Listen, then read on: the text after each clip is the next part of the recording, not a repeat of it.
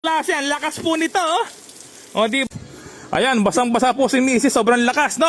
2 in 1. Napakalakas po ng pressure niya.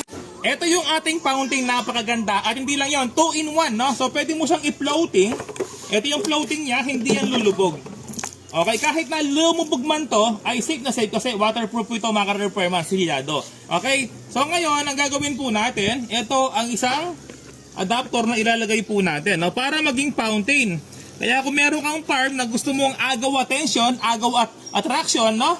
Kung meron kang business, kung gusto mong may tubig na lumilipad or tubig na tawag doon, parang i-expose yung tubig kasi ano po to mag-i-expand. So pwede mong gamitin ito kung meron kang negosyo, di ba? Kung meron kang resort, no? Yung walang tao, di ba? Para safe.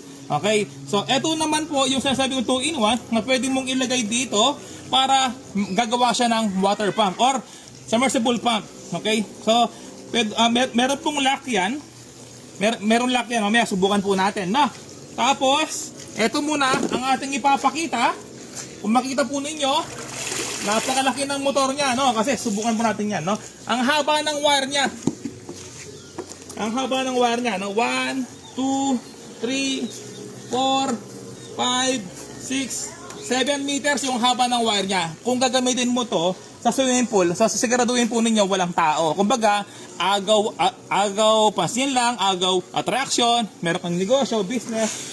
O, diba? O, ngayon, subukan na natin, no?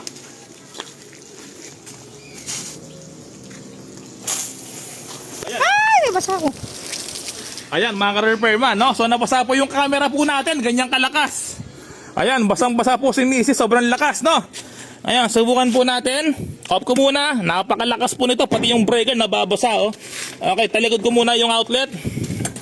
Okay, 1, 2, 3. Ganyan po siya kalakas, mga ka-repairman, no? So, sakop lahat. Hanggang dito, oh. Nababasa. Ibang klase. Ang lakas po nito, oh. O, diba? Kung meron kang negosyo, business, meron kang patubig, pwede mong gamitin yan, agaw, attraction nga naman, no? Eto na siya. 1, 2, 3. Ayan, oh. Ang lakas, ang bilis. Ayan, oh. Ang bilis, oh. Iyon, ang lakas. Ayan, mga ka-repairman, no? Kung meron kang nililimas, o, diba?